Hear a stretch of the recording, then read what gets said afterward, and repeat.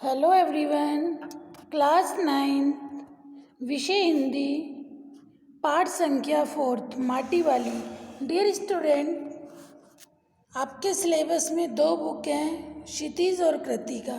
Okay, Kritika में आपके 5 lesson थे, 2 लेसन रिड्यूस हो चुके थे। ठीक है, तो आज हम ये लास्ट चैप्टर पढ़ रहे हैं और क्षितिज की बुक आपकी पहले ही कंप्लीट हो गई थी। तो आज हमारे पाठ्यक्रम का ये लास्ट चैप्टर है। ओके बेटा, माटी वाली। देखिए, इस पाठ के जो लेखक है वो है विद्यासागर नौटियाल। ओके, पाठ का नाम है माटी वाली। जैसा कि नाम से ही पता चल रहा है, माटी वाली भाई कोई मिट्टी बेचने वाली महिला है या कोई मिट्टी का काम करती है, क्या है। ठीक है, तो ये मन में आ रहा होगा। तो देखिए, इस पाठ में जो माटी वाली पाठ है, इसमें विद्यासागर नौटियाल ने इस कहानी में टिहरी गढ़वाल, टिहरी उत्तरांचल में जन्मे नौटियाल की इस कहानी में टिहरी बांध के कारण विस्थापित लोगों की समस्याओं का सफलतापूर्वक चित्रण हुआ है। गरीबी और श्रमिक लोग इसे कैसे संकट में पड़ गए, इसका मार्मिक वर्णन इस कहानी में किया गया है। जब टिहरी में, ठीक है, टिहरी में जब बांध बनता है, उस टिहरी बांध के कारण लोगों को विस्थापन होता है बेटा, एक जगह से दूसरी जगह, अपनी जगह को छोड़कर आपको दूसरी जगह जाकर रहना है। तो विस्थापित लोगों की समस्याओं का सफलतापूर्वक चित्रण इस कहानी में किया गया है, माटी वाली। तो सबसे पहले मैं टिहरी शहर और माटी वाली के बारे में आपको बता रही हूँ। शहर के सेमल का तप्पड़ मोहल्ले की ओर बने आखिरी घर की खोली में पहुंचकर उसने दोनों हाथों की मदद से अपने सिर पर धरा बोझा नीचे उतारा। एक महिला है, बुजुर्ग महिला है, सिर पे किस चीज़ को नीचे उतारा? माटी के पीपे को। मिट्टी से भरा एक कंटर होते कनस्तर, पीपा। माटी वाली टिहरी शहर में शायद ऐसा कोई घर नहीं होगा जिसे वे न जानती हो या जहाँ उसे कोई न जानता हो। टिहरी गांव में माटी वाली को कोई भी व्यक्ति ऐसा नहीं था जो माटी वाली को ना जानता हो, और माटी वाली भी के लिए भी कोई भी घर ऐसा नहीं था कि वो किसी को ना जानती हो। ठीक है, बरसों से वहाँ रहते आ रहे किराएदार, उनके बच्चे तला घर में लाल मिट्टी देते रहते। उस काम को करने वाली वह एक अकेली है, उसका कोई भी प्रतिद्वंदी नहीं है। देखिए, माटी वाली को हर कोई जानता था। जानने का कारण क्या था? माटी हर किसी की ज़रूरत थी। ठीक है, घर में चूल्हा वूल्हा लीपने के लिए, साफ सफाई के लिए माटी की आवश्यकता होती थी। और जो ये माटी वाली थी, ये हर घर में माटी देकर आती थी। ठीक है, हर कोई इससे माटी लेता था और कोई दूसरा इसका प्रतिद्वंदी नहीं था। उसके बगैर तो लगता कि टिहरी शहर में, शहर के कई एक घरों में चूल्हों का जलना तक मुश्किल हो जाएगा। वह न रहे तो लोगों के सामने रसोई और भोजन कर लेने के बाद अपने चूल्हे चौके की लिपाई करने की समस्या पैदा हो जाएगी। ठीक है, भोजन जुटाने और खाने की तरह रोज की एक समस्या, घर में साफ लाल मिट्टी तो हर हालत में मौजूद रहनी चाहिए। चूल्हे चौके को लीपने के अलावा साल 2 साल में मकान के कमरे, दीवारें और गोबरी लिपाई करने के लिए भी लाल मिट्टी की ज़रूरत होती थी। देखिए, ये बताया गया कि हर किसी को उस लाल मिट्टी की ज़रूरत पड़ती। ठीक है, अब लाल मिट्टी बिना किसी का काम नहीं चलता था। और सिर्फ वो एक अकेली महिला थी जो माटी लाला के शहर में बेचा कर दिया करती थी। ठीक है, तो सभी उस माटी वाली को जानते थे। भागीरथी और भीलांगना, 2 नदियों के तट पर बसे हुए शहर की मिट्टी इस कदर रेतीली है कि उससे चूल्हों की लिपाई का काम नहीं किया जा सकता। आने वाले नए किराएदार भी एक बार अपने घर के आंगन में उसे देख लेते हैं तो अपने घर माटी वाली के ग्राहक बन जाते हैं। घर घर जाकर माटी बेचने वाली, नाटे कद की एक हरिजन बुढ़िया माटी वाली। देखिए, घर घर जाकर माटी बेचा करती थी और माटी हर किसी की आवश्यकता थी। चूल्हा चौका लीपने के लिए, घर की दीवारों की लिपाई करने के लिए, तो सभी माटी वाली को जानते थे। माटी वाली का कोई भी प्रतिद्वंदी नहीं था। ठीक है, हर नया व्यक्ति भी माटी वाली से माटी मंगाना शुरू कर देता। शहरवासी, सिर्फ माटी वाली को ही नहीं, शहर के निवासी, शहरवासी, इसका हम बेटा समास विग्रह करेंगे। शहरवासी, शहर का निवासी, ठीक है, शहर का वासी अर्थात शहर में रहने वाले माटी वाली को ही नहीं, सिर्फ वो माटी वाली को ही नहीं जानते थे, बल्कि उसके कंटर को भी, कंटर उसका पीपा, अच्छे से पहचानते हैं। रद्दी कपड़े को मोड़कर बनाए गए एक गोल डिल्ले, डिल्ले होता है बेटा कपड़े को रोल करके जिसमें मटकी या मटका या पीपा रखा जाता है, उसे डिल्ले के ऊपर लाल चिकनी मिट्टी से चुलबुल भरा कनस्तर, लाल मिट्टी से भरा हुआ कनस्तर, उसके ऊपर किसी ने कभी कोई ढक्कन लगा हुआ नहीं देखा। अपने कंटर को इस्तेमाल में लाने से पहले वह उसके ऊपरी ढक्कन को काटकर निकाल फेंकती है। ठीक है, ढक्कन के न रहने पर कंटर के अंदर मिट्टी भरने और उसे खाली करने में आसानी रहती थी, इसलिए वो अपने पीपे पर से क्या करती थी, ढक्कन को हटा देती थी। क्यों हटा देती थी? क्योंकि उससे उसे भरने में तकलीफ नहीं होती थी।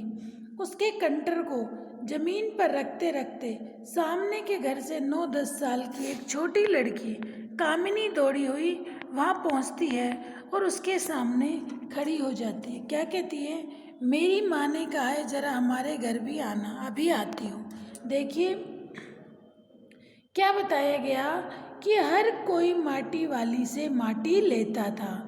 लाल चिकनी माटी लाती थी, कनस्तर पर सिर पर रख के लाती थी और उस कनस्तर को एक डिल्ले पर रखती थी। डिल्ले कपड़े को रोल करके बनाया गया, बना के उसे उस पर वो मटकी कनस्तर रखती थी और सभी इस माटी वाली को जानते थे, क्योंकि माटी हर किसी की ज़रूरत थी। देखिए अभी मैंने यही बताया आपको, तो वो जो महिला थी वो माटी वाली, नाटे कद की एक हरिजन बुढ़िया, नाटे छोटे कद की, जो घर घर जाकर टिहरी के लोगों को लाल मिट्टी बेचती है। लोग उसको पहचानते हैं। टिहरी शहर के प्रत्येक घर के मूल निवासी, वर्षों से वहाँ रहने वाले किराएदार और उसके बच्चे सभी उस महिला से मिट्टी भरे कनस्तर को भी जानते हैं। माटी वाली भी प्रत्येक शहर के अंदर कहीं माटा खाना है नहीं है, भागीरथी और भीलांगना, इन दोनों नदियों के तटों पर बसे हुए शहर की मिट्टी अत्यंत रेतीली है, उससे चूल्हे की लिपाई का काम नहीं हो सकता। घर घर मिट्टी पहुंचाने का काम अकेली ये माटी वाली ही करती है, उसका कोई भी प्रतिद्वंदी नहीं होता। ठीक है, और रद्दी कपड़े को मोड़कर बनाए गए गोल डिल्ले को सिर पर रखकर उसके ऊपर लाल चिकनी मिट्टी से भरा हुआ कनस्तर रखती थी और उस कनस्तर में क्या थी? मिट्टी। और कभी भी वो उस कनस्तर को बंद नहीं करती थी, उसका ढक्कन हटा दिया जाता था। क्यों? क्योंकि ढक्कन हटाने से आसानी से तो वो कनस्तर भर जाता था और जब किसी को देनी होती थी तो आसानी से दी जाती थी। अब क्या बता रही है वो माटी वाली? शहर में माटी लेकर आती है और एक छोटी सी बच्ची उसके पास आती है और आकर कहती है कि घर की मालकिन ने माटी वाली को कि आपको मेरी माँ ने बुलाया है, अभी आ रही हूँ। घर की मालकिन ने माटी वाली को अपने कंटर की माटी कच्चे आंगन के एक कोने में उड़ेल देने को कह दिया कि इस माटी को मेरे आंगन के कच्ची जगह पर डाल दो। घर की मालकिन ने माटी वाली को अपने कंटर की माटी कच्चे आंगन के कोने में डाल देने के लिए कहा। मैं बहुत भाग्यवान तू बहुत भाग्यवान है, चाय के टाइम पर आई है। उस लेडीज़ ने माटी वाली से क्या कहा कि तुम बहुत भाग्यशाली हो, चाय के समय यहाँ आई हो। वह अपनी रसोई में गई और 2 रोटियां लेती आई। रोटियां उसे सौंपकर वे फिर अपनी रसोई में घुस गई। सिर पर बोझे के नीचे रखने के लिए कपड़े की गद्दी, उसे डिल्ला कहा जाता है। ठीक है, उस महिला ने माटी वाली से क्या कहा कि तुम बिल्कुल सही समय पर आई हो, चाय बनी हुई है, चाय पी लेना। और वो उसे 2 रोटियां भी दे देती है। ठीक है।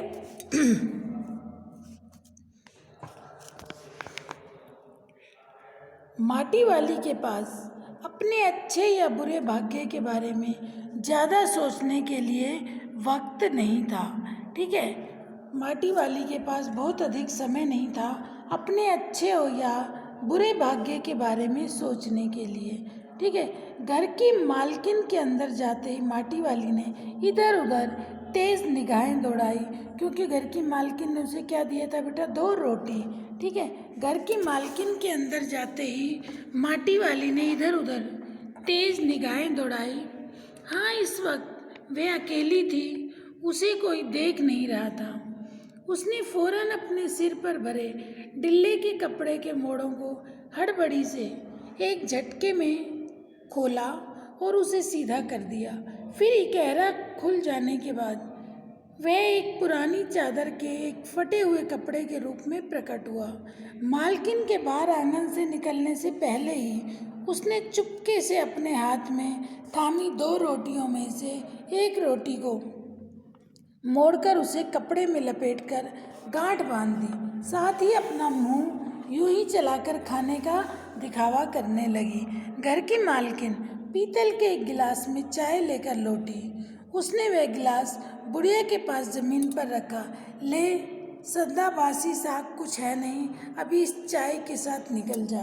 घर की मालकिन ने माटी वाली से क्या कहा कि कोई सब्जी अभी है नहीं, चाय दे दी। पीतल के गिलास में चाय के साथ रोटी। मालकिन ने उसने माटी वाली ने क्या किया बेटा, 2 रोटी में से एक रोटी उसने अपने सिर पर अपने उस कपड़े में एक कपड़े में लपेट कर रख ली।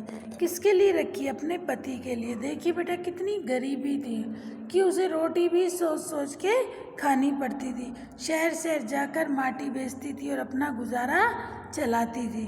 ठीक है, जो भी यहाँ से मिल जाता था उसी से वो अपना गुजारा चलाया करती थी। कौन, माटी वाली। ठीक है, टिहरी शहर से माटी लाती और शहर शहर में वो माटी को बेचा करती थी। ठीक है, फिर मालकिन ने उसे रोटी दी खाने के लिए, उसमें से एक रोटी को वो चोरी छुपे बचा कर रख लेती है।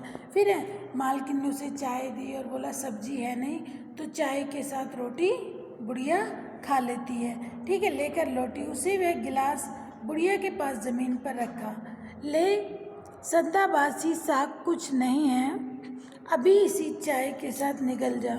माटी वाली ने खुले कपड़े से एक छोर से पूरी गोलाई में पकड़कर पीतल का वह गरम गिलास हाथ में उठा लिया और अपने होठों से गिलास के किनारे को छुआने से पहले शुरू में उसने उसके अंदर रखी गरम चाय को ठंडा करने के लिए सूसू करा, उस पर लंबी लंबी फूंकें मारी, तब रोटी के टुकड़ों को चबाते हुए धीरे धीरे चाय पीने लगी।